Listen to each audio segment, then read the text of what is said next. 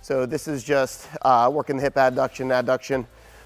So from here, we're gonna bring that leg up, we're gonna swing it across, and we're gonna do a little slide step, and then we're gonna repeat. So it's gonna bring up to the side, swing it across, slide, up and swing, and the kind of nice and relaxed. Good, knee comes up first, swinging across. All right, let's keep it rolling, okay?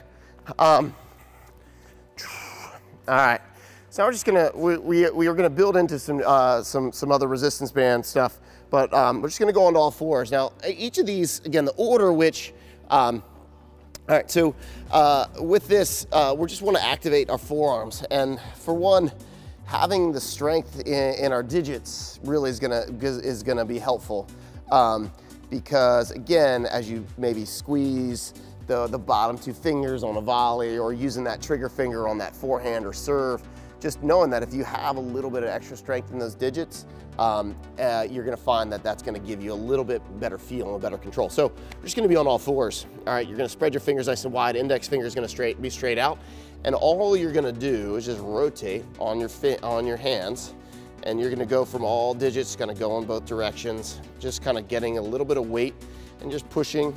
Now, as you do this, you're gonna find it's gonna get a little of that forearm pump and just blood flow to that area and that wrist, strengthening the wrist, strengthening the digits.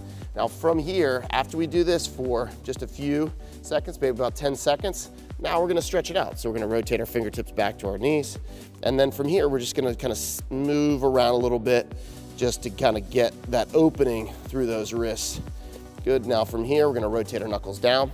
Now as we rotate our knuckles down, you can do this individually or just together. Don't put too much pressure, just a little bit of pressure there. We're gonna go back, palms down. And now knuckles down. And then just a little shake of those wrists out. All right, then we're gonna plant our palms. We're gonna go into a down dog. Good, pushing down with that left heel, driving down. Now bend that left knee in. Little yoga stretch, just straighten that left leg out. Good, and we're gonna switch to that right leg. Good, bend that right knee in. Straighten that right leg. Back across to the left. Good, bend that left knee in. Straighten it out. Off, cross to that right leg. Bend that left knee in. Straighten it out. And then from here, we're gonna drive our heels down to the floor, okay? Pushing your chest towards those toes, trying to get those arms kind of out by those ears. And then our weight's gonna shift forward. And then all we're gonna do is just kind of fall all the way to the floor. All right, hands to the side of the chest. All we're gonna do is just peel up a little bit. Good, back down. Fingertips are gonna go wide. It's gonna open up that left shoulder. Good, open up that right. So this is the chest, just opener. Good, and again. So as we open up with that, we're gonna say open up with the right, but we are opening the left arm, that pec, chest. Back down, one more. Really trying to keep the hips square to the floor.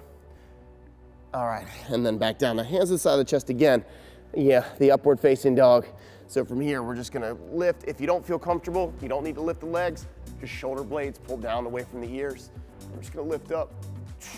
And then from here, dropping the knees, and we're gonna sit back. Now we're just gonna kind of open up those shoulders a little bit. All right, so applying pressure with the right palm, and that's going to activate kind of that right lat. Just opening, switching to the left. Switching to the right. Back across to the left. Good. Now with both, pressing down, okay, just to feel that shoulder opener for 3, 2, good, and 1. Coming back up, gonna back into that down dog, walk our feet back in to those hands. All right, we're gonna heel toe those feet a little wider. All right, and now a little sumo. All right, so toes are gonna be lifted by the fingertips, all right? Okay, from here, now we're gonna pull our hips down and we're gonna lift our chest up. Shoulder blades pull down away from the ears, and then hips are gonna go high. Good, back down with those hips. Good, chest is lifted. Good, hips go high. Good, one more, sitting down. Shoulders pulled down away from the ears for 3, 2, and then hips go high. Fingertips touching down, heel toe those feet back together. We're gonna curl our bodies up. All right, now the shoulder. Now, a lot of the things, as I've kind of developed, just taking it from different disciplines. I've worked a lot with, you know, an elite dance instructor. So some of the things with the shoulders and activation that kind of drawn from this gentleman. And as I've looked at how it makes your arms kind of get activated and feel, so that's where you can look to other disciplines to kind of figure out ways to help your game and apply it to tennis. So the shoulder piece, and this is always what the warm up that he does with his dancers. And we're gonna start off, so this is the shoulders. So we're gonna take our left arm, we're gonna tilt our neck, and we're gonna press our palm out to that side. Good. And to add to what you're saying, Mike, for a lot of you out there, if you don't know, Federer worked with an elite fencer, and they called this workout the gainer. But if you think about fencing, the discipline of keeping your head still in like large muscles but for a while, that's who he was working with. And you would never think, like, why would a tennis player work with a fencer? Yeah, right. Wild. So now the arm slides down to the hip, a little tilt. Good, and then the other arm. My favorite part of this entire warm-up. And down. This could be at the beginning, you know, but I know because as we've worked through it. Good, left arm, one more on each. Good, back down. Good. Right arm out. Good, back down. Good, just rolling the shoulders. 1, 2, 3, 4, 5. And then rotate 4, 2, 3, 4, 5. Back for 1, 2, 3, 4, 5. 1, 2, 3, 4, 5. Now we're gonna place our palms in the back.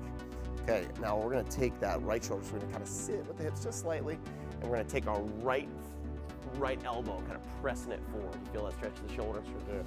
Good. And then we're gonna switch that. Now left, back to the right, back to the left. And now both are gonna press forward towards each other. 4, 3, 2, and release. Just arms 90 degrees.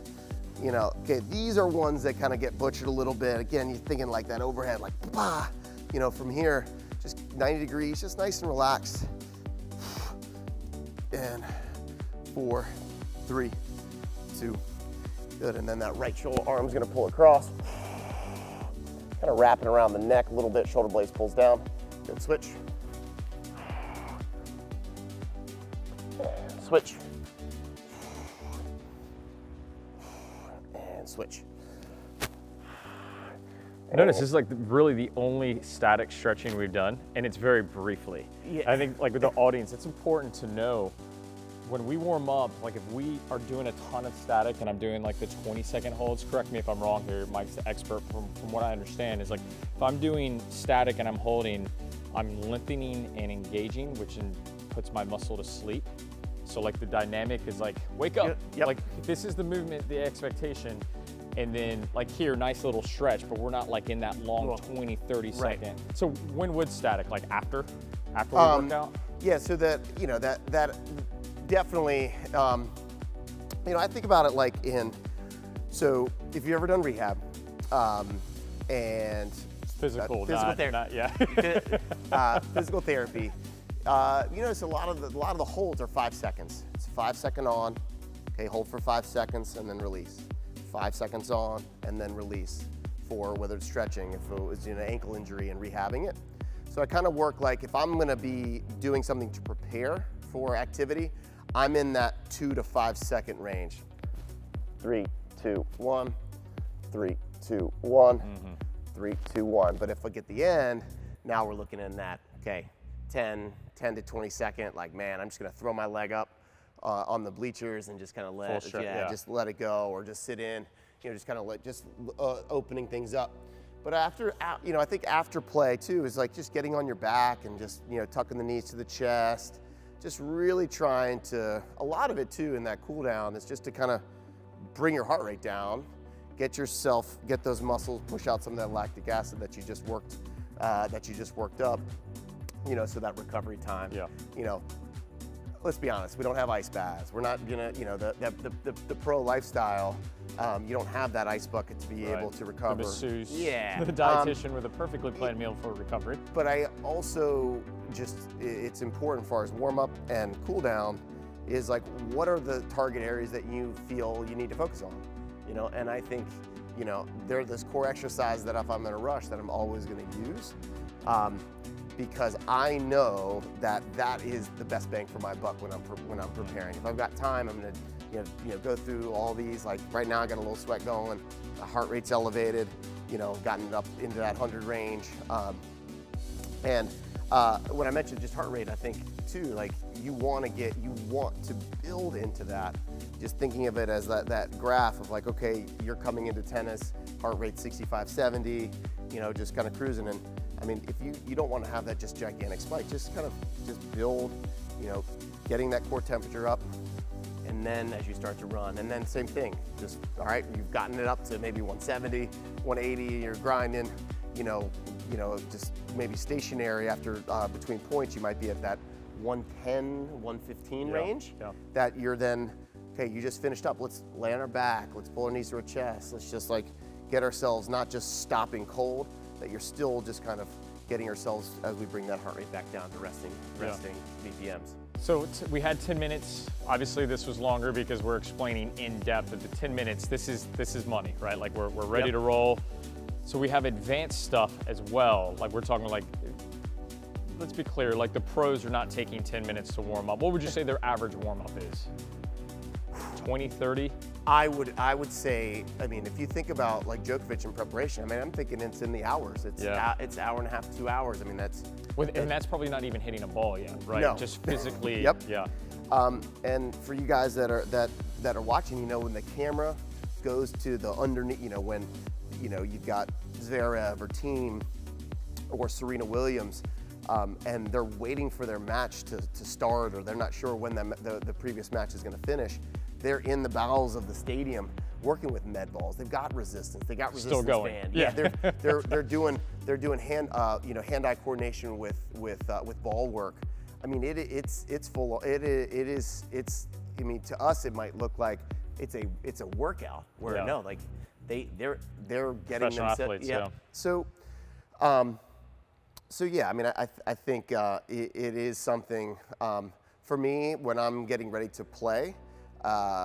Or run around with my, play basketball or some of the other sports that I might do, but definitely for tennis, because I want to be able to perform at a certain level that I'm taking a good 15, 20 minutes.